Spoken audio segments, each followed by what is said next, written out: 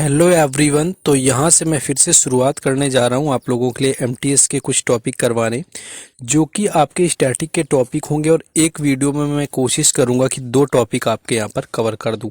देखिए, पहला टॉपिक जो आज आपका यहाँ पर होने वाला है वो तो जनगणना है, एंड दूसरा जो टॉपिक होगा वो म्यूजिकल इंस्ट्रूमेंट यानी कि वाद्य यंत्र से संबंधित कलाकार का होने वाला है कि कौन से व्यक्ति हैं यानी कि कौन सी पर्सनैलिटी है जो आपकी वाद्य यंत्र से संबंधित है। तो शुरुआत करेंगे बिना टाइम वेस्ट किए। हम यहाँ पर सबसे पहले जो है शुरुआत करने वाले हैं आपकी जनगणना की। उसके बाद में हम शुरुआत करेंगे आपके जो वाद्य यंत्र से संबंधित प्रमुख व्यक्तित्व रहे हुए हैं। तो उससे पहले मैं आपको बता दूं यहाँ पर टेक्स्ट बुक की सेल के बारे में। देखिए, यहाँ पर टेक्स्ट बुक का एक बेहतरीन ऑफर चल रहा है, जिसकी मैं अगर बात करूं कि आप किसी भी एग्ज़ाम की तैयारी करना चाहते हैं तो आपके लिए सबसे बेहतर होता है टेक्स्ट बुक का मॉक टेस्ट। कि आप मॉक टेस्ट लगाते हैं तो कहीं ना कहीं आप अपनी एक्यूरेसी में सुधार करते हैं और आप बेहतर से बेहतर जो है होते चले जाते हैं। लोगों के कंपैरिजन में आपको अपनी रैंक वगैरह पता चलती है। तो टेक्स्ट बुक का यहाँ पर देखिए आखिरी मौका सेल चल रहा है, क्योंकि सेल नहीं चलता है तो आपको पता है कि अभी तक 527 का मिल रहा था टेक्स्ट बुक। इस सेल में आपको मेरा कूपन कोड राज10 यूज करेंगे तो आपको 12% डिस्काउंट के साथ में आपको पूरे 1 साल के लिए 439 रुपये में जो है टेक्स्ट बुक का पास प्रो मिल जाएगा। नहीं तो ये आपका जो 1 सितंबर से इसका प्राइस 699 होने वाला है, ये आपका 29 से लेकर के आपका 31 अगस्त तक सेल रहने वाली है। तो जिन लोगों का समाप्त हो चुका है या जिन लोगों ने नहीं लिया हुआ है तो जाकर के इसको अभी आप लोगों को परचेज़ कर लेना है।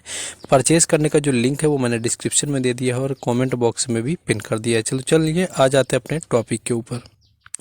देखिए, अगर यहाँ पर मैं पहली जनगणना की बात करें तो सबसे पहली जो जनगणना हमारी हुई थी वो 1872 में हुई थी, जो कि मयो के काल में हुई थी। ये मयो के टाइम पर हुई थी, 1872 में हुई थी। उसके बाद आधिकारिक रूप से जो पहली जनगणना करी गई वो 1881 में करी गई, और ये करी गई थी रिपन के टाइम पर। आपकी सबसे पहली तो 1872 में होती है, फिर रिपन के टाइम पर होती है, और 1881 में जो कि आधिकारिक रूप से थी। 2011 में जो आपकी सबसे लास्ट वाली जनगणना थी, ये जनगणना जो है आपकी 15वें नंबर की, ये चीज़ भी याद रखना है। 15वें नंबर की आपकी है 2011 वाली जनगणना। जब आप देखते हैं जाकर के 1900 आप 1881 से जब आप काउंट करते हैं, आज़ादी के बाद से अगर आप काउंट करेंगे तो 2011 वाली जो आपको 7वीं जनगणना मिलेगी, यानी कि आज़ादी के बाद जो जनगणना हुई पहली वो आपकी 1951 में हुई थी। 1951 में हुई थी, और इसके हिसाब से अगर आप देखेंगे तो 2011 वाली जो आपकी रही हुई थी वो आपकी 7वें नंबर की हो जाएगी। ये चीज़ आपको याद रखना है। ये आपकी 1951 में हुई थी, और इस समय जो साक्षरता दर थी वो थी 18%। ये क्वेश्चन काफ़ी पूछा जाता है कि देश की आज़ादी के बाद जो है साक्षरता दर कितनी थी, तो वो 18% थी। और इसी में क्वेश्चन आपको घुमाने वाला ये दे देते हैं कि 1947 के समय जब जो है भारत की साक्षरता दर कितनी थी, तो 1947 के समय जो थी वो आपकी 12% थी। याद रखना है, 1947 अगर आपको लिख के दे देगा तो आपको 12% याद रखना है। बाकी 1951 यहाँ पर आपको दिया हो या आज़ादी के बाद पूछ ले तो आपको 18% पर टिक करना है। ये चीज़ आपको ध्यान रखनी है। उसके बाद जो आपकी बात करूं, जो आपकी 1951 में जनगणना हुई, इसके जो आयुक्त थे वो थे R.A. गोपाल स्वामी। इसके आयुक्त भी आपसे पूछे जाते हैं। और ये जनगणना जो होती है वो गृह मंत्रालय के अंतर्गत आती है, यानी कि कौन करवाता है अगर आपसे पूछे तो गृह मंत्रालय के द्वारा जो है जनगणना को अरेंज करवाया जाता है। 2011 की मैं बात करूं तो 2011 के जो जनगणना आयुक्त थे वो थे आपके डॉक्टर C. चंद्रमौली। इनका भी नाम याद रखना है। और 2001 से लेकर के 2011 तक जो है 17.7%, यानी कि अगर पॉपुलेशन की बात करूं तो 17.7% जो है ये 10 की वृद्धि हुई थी जाकर के किसके अंदर, आपकी जनगणना जो 2011 की हुई थी उसमें पॉपुलेशन जो वृद्धि हुई थी आपकी वो आपकी 17.7% थी। अगर आपसे ये पूछे कि कब जो है 10 की वृद्धि ऋणात्मक रही हुई थी, यानी कि नेगेटिव कब रही थी आपकी जो 10 की वृद्धि है, वो 1911 से लेकर के 1921 तक ये आपकी जो है नेगेटिव रही थी। इसको भी आपको याद रखना है।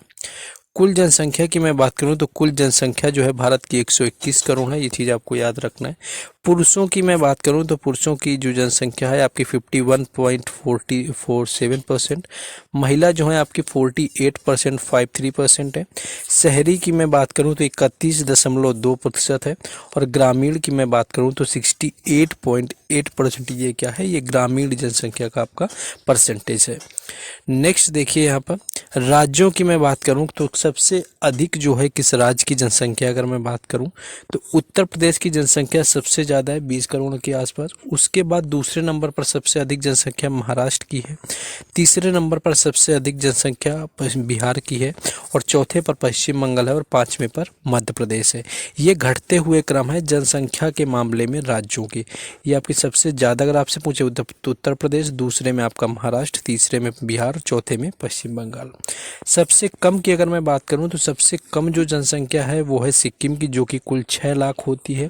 मिजोरम की 10 लाख होती है। अरुणाचल प्रदेश की आपकी उसके बाद होती है, उसके बाद गोवा होती है, और उसके बाद आपकी नागालैंड होती है। तो इस तरह से आपको याद रखना है कि कहीं ना कहीं सिक्किम से ज़्यादा आपकी गोवा, नागालैंड, यानी सिक्किम तो कम होता है, लेकिन अगर गोवा और नागालैंड में भी अगर आपसे कंपैरिजन करने का पूछा जाए तो ये आपकी कम हो जाएगी, यानी नागालैंड की गोवा से ज़्यादा होती है। ये आपकी न्यूनतम जनसंख्या बताई गई है। अब मैं बात करूं यूटी यानी कि केंद्र शासित प्रदेशों की, तो केंद्र शासित प्रदेशों में दिल्ली की सबसे ज़्यादा जनसंख्या है, उसके बाद पांडिचेरी की है, और तीसरे नंबर पर जो आती है वो चंडीगढ़ की आती है। और सबसे कम जनसंख्या की मैं बात करूं तो सबसे कम जनसंख्या है लक्षद्वीप की, उसके बाद आपकी कम है दमन द्वीप की, और उसके बाद जो है वो दादर नगर हवेली की सबसे कम है। ये चीज़ आपको याद रखना है। नेक्स्ट बात करें यहाँ पर कि सबसे अधिक जो है 10 की वृद्धि, यानी कि 2001 से लेकर के 2011 तक सबसे ज़्यादा वृद्धि कहाँ पर देखने को मिली, तो ये सबसे ज़्यादा देखने को मिली हुई थी मेघालय को, और उसके बाद अरुणाचल प्रदेश की। यानी कि अरुणाचल प्रदेश में अप्रॉक्स 20% देखने को मिली हुई थी, और मेघालय में अप्रॉक्स आपकी 27% देखने को मिली हुई थी, जो कि 10 की वृद्धि हुई थी अधिकतम। न्यूनतम की मैं बात करूं तो न्यूनतम 10 की वृद्धि नागालैंड थी, ये तो आपको पता है। उसके बाद केरल में सबसे कम वृद्धि हुई थी, क्योंकि पॉपुलेशन वहाँ पर काफ़ी कंट्रोल है, क्योंकि साक्षरता दर ज़्यादा है, तो लोग वहाँ के पढ़े लिखे हैं। अधिकतम अगर 10 की वृद्धि वाला केंद्र शासित प्रदेश पूछेगा यूटी, तो ये आपका अधिकतम सबसे ज़्यादा दादर नगर हवेली में आपकी वृद्धि हुई थी 10 की, ये चीज़ आपको याद रखना है। और सबसे कम कहाँ पर हुई थी, लक्षद्वीप में हुई थी। तो आप इस तरह से याद रखेंगे कि सबसे कम पॉपुलेशन वहीं की इंक्रीज हुई है जहाँ के लोग सबसे ज़्यादा साक्षर होते हैं, सबसे ज़्यादा पढ़े लिखे हैं। सबसे अधिक जनसंख्या घनत्व की बात करूं तो बिहार का जनसंख्या घनत्व सबसे अधिक है, उसके बाद जो है दूसरे नंबर पर आता है जो कि पश्चिम बंगाल का सबसे ज़्यादा है। सबसे कम जनसंख्या की मैं बात करूं तो अरुणाचल प्रदेश के है, जनसंख्या घनत्व तो आपसे पूछा जा रहा है। इसके बाद दूसरे नंबर पर सबसे जो कम जनसंख्या घनत्व है वो है आपका मिजोरम का। लिंगानुपात क्या होता है कि 1000 पुरुषों में प्रति महिलाओं की संख्या होती है, ये आपका लिंगानुपात होता है, जिसमें कि सबसे अधिक आपका केरल का है, और दूसरे नंबर पर सबसे अधिक जो आपका आता है वो तमिलनाडु का लिंगानुपात आपका दूसरे नंबर पर। सबसे कम हरियाणा का होता है, दूसरे नंबर पर सबसे कम अगर आपसे पूछा जाएगा तो वो आपके जम्मू कश्मीर का हो जाता है, इस चीज़ को भी याद रखना है। सबसे अधिक आपके केंद्र शासित प्रदेश में अगर लिंगानुपात पूछा जाए तो पांडुचेरी का हो जाएगा, 1035 होता है। सबसे कम पूछा जाए तो दमन द्वीप का होता है, ये 635 के करीब होता है, ये चीज़ भी आपको याद रखना है। बाल लिंगानुपात की बात करूं तो प्रति 1000 बालकों में बालिकाओं की जो संख्या होती है आपके 0 से 6 वर्ष तक, उनकी संख्या की यहाँ पर बात करी जाती है। तो बाल लिंगानुपात के बारे में बात करूं तो सबसे ज़्यादा बाल लिंगानुपात आपका अरुणाचल प्रदेश में है, सबसे कम बाल लिंगानुपात आपका हरियाणा में है, सबसे कम बाल लिंगानुपात आपके केंद्र शासित प्रदेशों में बात करूं तो अंडमान और निकोबार में है, और न्यूनतम बाल लिंगानुपात जो है वो दिल्ली का है आपका। ये चीज़ याद रखना है, सबसे कम बच्चे वगैरह जो हैं यूटी के मामले में दिल्ली में पाए जाते हैं। साक्षरता की बात यहाँ पर करूँ, 7 से जो अधिक वर्ष के बच्चे होते हैं उनको साक्षर मानते हैं। तो सर्वाधिक साक्षर आपका केरल है, दूसरे नंबर पर मिजोरम है। न्यूनतम की मैं बात करूँ तो आपका बिहार है, और उसके बाद जो है दूसरे नंबर पर अरुणाचल प्रदेश। यूटी की मैं बात करूँ तो सबसे ज़्यादा साक्षरता आपकी लक्षद्वीप की है, और सबसे कम जो है वो दादर नगर हवेली के सारे की पॉइंट याद रखना, इनसे ऐसे डिट्टो क्वेश्चन देखने को मिल जाता है। शहरी की मैं बात करूँ, सबसे अधिक आपकी जो शहरी आपके राज्यों में आता है वो गोवा आता है, यानी कि इसमें सबसे ज़्यादा न्यूनतम ग्रामीण होते हैं। सबसे अधिक जो शहरी क्षेत्र आता है वो गोवा का, और न्यूनतम सबसे शहरी आता है आपका हिमाचल प्रदेश, यानी कि हिमाचल प्रदेश में जो आके सबसे ज़्यादा आपके ग्रामीण लोग यहाँ पर निवास करते हैं। और सर्वाधिक शहरी यूटी के मामले में बात करूँ तो दिल्ली आता है, और न्यूनतम यानी कि सबसे कम आपका जो आता है वो अंडमान निकोबार आ जाता है, ये चीज़ आपको याद रखना है। अनुसूचित जनजाति की मैं बात करूं यानी कि एससी कैटेगरी के, तो सबसे ज़्यादा उत्तर प्रदेश में देखने को मिलती है और सबसे अधिक जो परसेंटेज के हिसाब से पंजाब में। नागालैंड हो गया, अरुणाचल प्रदेश हो गया, लक्षद्वीप हो गया, अंडमान हो गया, निकोबार, इनमें कोई अनुसूचित जनजाति नहीं है।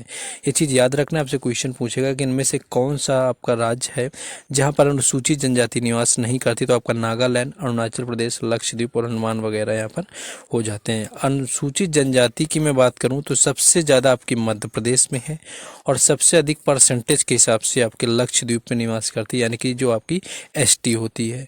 लेकिन पंजाब, हरियाणा, दिल्ली, चंडीगढ़ और पांडिचेरी, इनमें कोई भी जो है अनुसूचित जनजाति नहीं है। ये पॉइंट आपको याद रखना है, ये काफ़ी इंपॉर्टेंट पॉइंट है कि कहाँ पर आपके कोई भी आपके नहीं रहती है।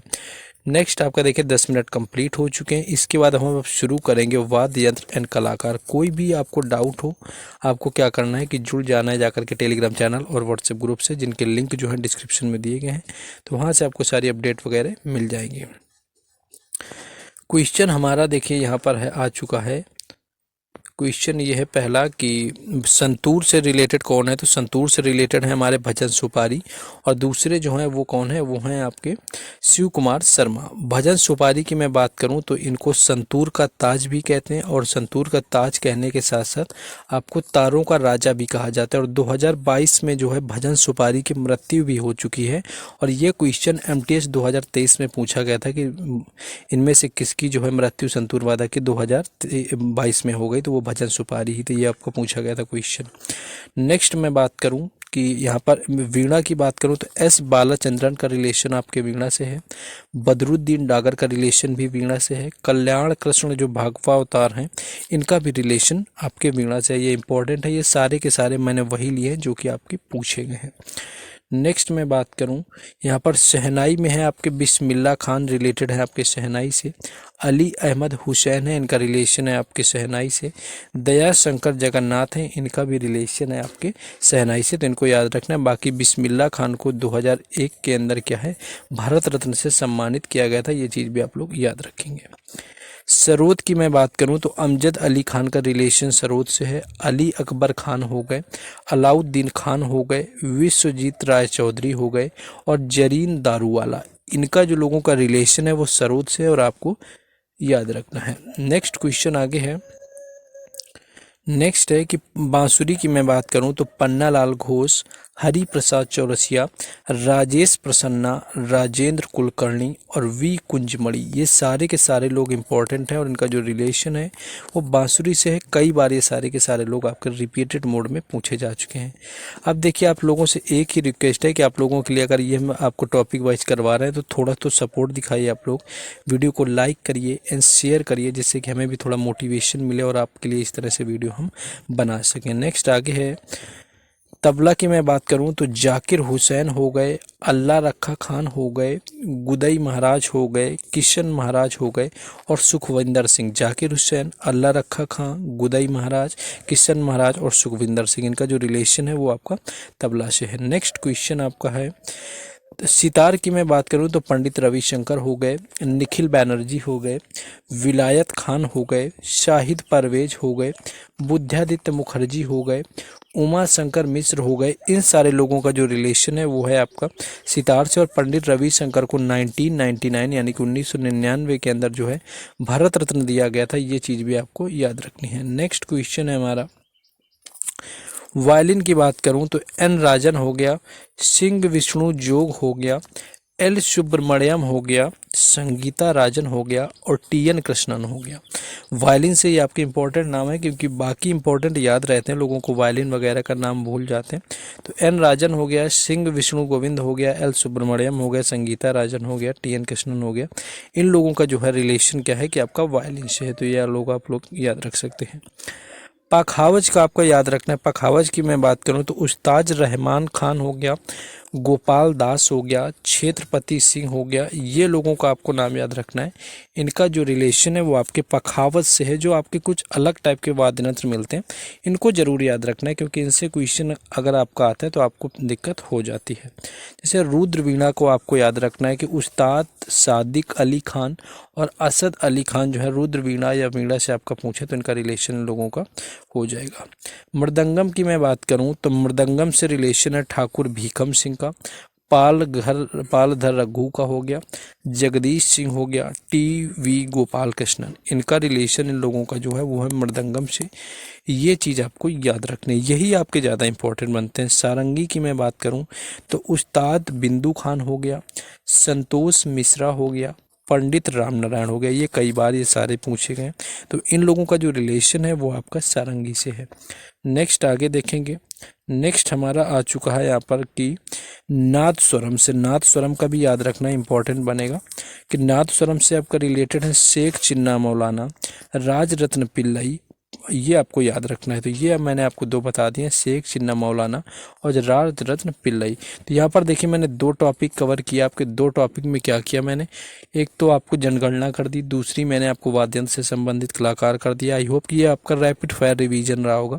इसी तरह मैं आपको और कौन से टॉपिक करवा दूँ जिसमें कि आपके डांस आ जाएंगे, फेस्टिवल आ जाएंगे, फेमस आपके प्लेयर्स आ जाएंगे, और 5 ईयर प्लान भी हम लोग ले सकते हैं, पंचवर्षीय योजना। तो क्या ले सकते हैं आप लोग कमेंट वगैरह करके बताइए।